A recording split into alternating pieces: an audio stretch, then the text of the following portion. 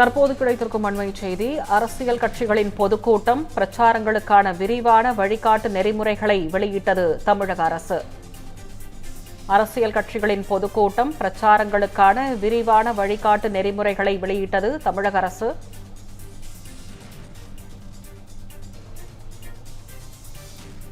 உயர்நீதிமன்ற உத்தரவுப்படி வழிகாட்டு நெறிமுறைகள் வகுத்து அரசாணையை வெளியிட்டது தமிழக அரசு.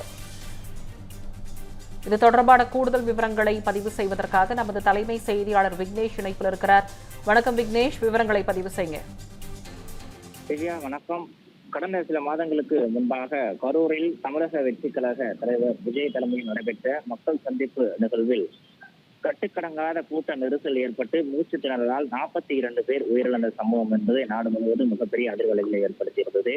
இந்த சம்பவம் தொடர்பாக வழக்கினுடைய விசாரணை தொடர்ந்து நடைபெற்று வந்தாலும் கூட இது போன்ற அரசியல் கட்சி தலைவர்கள் கலந்து கொள்ளக்கூடிய பேரணிகள், பொதுக்கூட்டங்கள், பிரச்சாரங்களுக்கு விரிவான வழிகாட்டு நெறிமுறைகளை தொகுத்து வெளியிட வேண்டும் என்ற ஒரு வழக்கினுடைய விசாரணை அடிப்படையில் உயர்நீதிமன்றம் தமிழக அரசுக்கு உத்தரவு பிறப்பித்திருந்தது. அந்த உத்தரவின் அடிப்படையில் அனைத்து கட்சி பிரதிநிதிகளோடு கலந்து ஆலோசித்து தமிழக அரசு தயாரித்திருக்கக்கூடிய அந்த SOP என்று அழைக்கப்படக்கூடிய விரிவான வழிகாட்டு நெறிமுறைகள் தற்போது அரசாணையாக வெளியிடப்பட்டிருக்கின்றன. தமிழ்நாட்டில் பொதுக்கூட்டங்களை திட்டமிடுதல், ஒழுங்குபடுத்துதல், கண்காணித்தல் மற்றும் நடத்துதல் ஆகியவற்றுக்கான முழுமையான கட்டமைப்பை வழங்கக்கூடிய வகையில் இந்த வழிகாட்டு நெறிமுறைகள் தயாரிக்கப்பட்டிருப்பதாகவும் மாவட்ட நிர்வாகம், காவல்துறை, சுகாதாரத்துறை, பொதுப்பணித்துறை, மின்சாரத்துறை உள்ளிட்ட பல்வேறு துறைகளை உள்ளடக்கி இந்த திட்டமிடலிட்டு இந்த விரிவான வழிகாட்டு நெறிமுறைகள் தயாரிக்கப்பட்டிருப்பதாக தெரிவிக்கப்பட்டிருக்கிறது. இந்த விரிவான வழிகாட்டு நெறிமுறையின் அடிப்படையில் தமிழகத்தில் ஒரு பொதுக்கூட்டமோ, பேரணியோ, ரோட் ஷோவோ நடத்த வேண்டும் என்றால் பல்வேறு விதமான அனுமதிகளை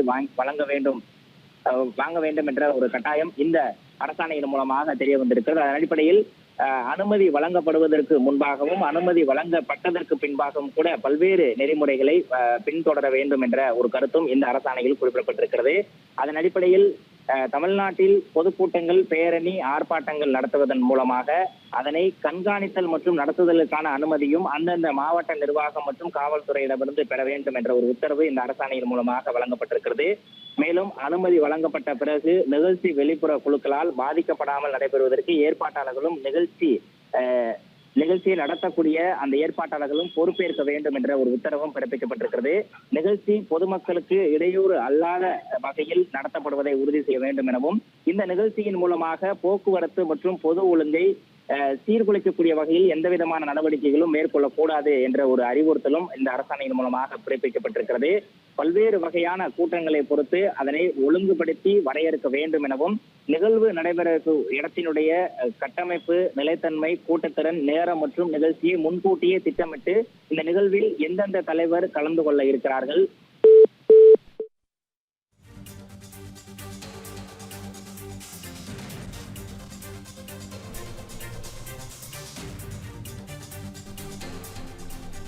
பொதுக்கூட்டம் நடத்துவதற்கு வழிகாட்டு நெறிமுறைகளை வெளியிட்டது தமிழக அரசு. பொதுக்கூட்டம், பேரணி, போராட்டம் போன்றவற்றுகளுக்கு சம்பந்தப்பட்ட காவல் நிலையத்தில் அனுமதி பெறுவது அவசியம் என்று தமிழக அரசு சுற்றறிக்கை வெளியிட்டுள்ளது.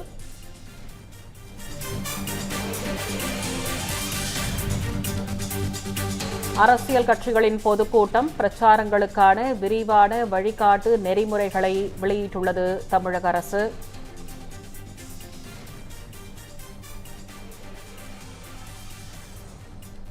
தொடர்ந்து பேசுவோம் நமது தலைமை செய்தியாளர் விக்னேஷிடம். விக்னேஷ், விவரங்களை வழங்கலாம். வணக்கம் திவ்யா. இந்த எந்த ஒரு அரசியல் கட்சி தலைவர்கள் கலந்து கொள்ளக்கூடிய நிகழ்ச்சியாக இருந்தாலும் சரி, பொதுக்கூட்டமாக இருந்தாலும் சரி, பேரணியாக இருந்தாலும் சரி, அந்த நிகழ்ச்சியினுடைய தன்மை மற்றும் நோக்கத்தை முன்கூட்டியே தன்னுடைய விண்ணப்ப படிவத்தில் குறிப்பிட வேண்டும் என்ற ஒரு கட்டுப்பாடு விதிக்கப்பட்டிருக்கிறது. அதே நேரத்தில் எதிர்பார்க்கப்படக்கூடிய அதிகபட்ச கூட்ட அளவுக்கான விவரங்களையும் அந்த விண்ணப்ப மனுவிலுமே தாக்கல் செய்ய வேண்டும் என்ற ஒரு அறிவுறுத்தலும் நிகழ்ச்சி ஏற்பாட்டாளர்களுக்கு விடுக்கப்பட்டிருக்கிறது.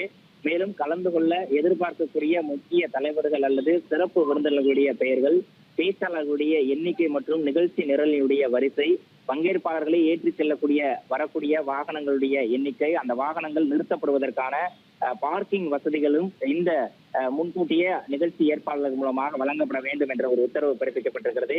எதிர்பார்க்கக்கூடிய கூட்ட அளவு குறிக்கப்பட்ட இடத்தில் அறிவிக்கப்பட்ட கொள்ளளவுக்குள் இருக்க வேண்டும் என்பதை நிகழ்ச்சி ஏற்பாளர்கள் உறுதி செய்ய வேண்டும் எனவும், இந்த கூட்டத்தில் கலந்து கொள்ளக்கூடிய பொதுமக்களுக்கு தேவையான குடிநீர், கழிவறை உள்ளிட்ட அடிப்படை வசதிகள் போதுமான அளவு இருப்பதை உறுதி செய்ய வேண்டும் என்ற ஒரு அறிவுறுத்தலும் இந்த விரிவான வழிகாட்டு நெறிமுறைகள் மூலமாக குறிப்பிடப்பட்டிருக்கிறது. குறிப்பாக காவல்துறை, அதாவது துல்லியமான பாதை, தொடக்க இடம், முடிவு மற்றும் இடம் ஆகியவற்றை இருந்தால் முன்கூட்டியே குறிப்பிட வேண்டும் எனவும், பிரதம மற்றும் முக்கிய விருந்தினர்கள் புறப்படும் நேரத்தையும் முன்கூட்டியே குறிப்பிட வேண்டும் எனவும், தொடர்ந்து இந்த வழிகாட்டு நெறிமுறைகளை பின்பற்றி மட்டுமே இந்த நிகழ்ச்சிகளை நடத்த வேண்டும் என்ற ஒரு உத்தரவும் பிறப்பிக்கப்பட்டிருக்கிறது.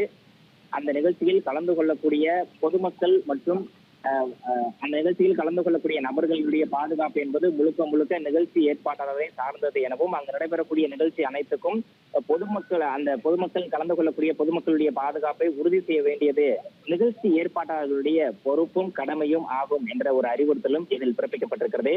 கரூர் துயர சம்பவத்திற்கு பிறகு தமிழகம் முழுவதும் நடைபெற இருக்கக்கூடிய இந்த பொதுக்கூட்டங்கள், பேரணிகள், பிரச்சார பயணங்கள் அனைத்தும் இனி வரக்கூடிய காலங்களில் தமிழக அரசு தற்போது வெளியிட்டிருக்கக்கூடிய அந்த விரிவான வழிகாட்டு நெறிமுறைகளை பின்பற்றியே நடைபெற வேண்டும் என்ற ஒரு உத்தரவும் தமிழக அரசு வெளியிட்டிருக்கக்கூடிய அந்த அரசாணையில் குறிப்பிடப்பட்டிருக்கிறது. திவ்யா,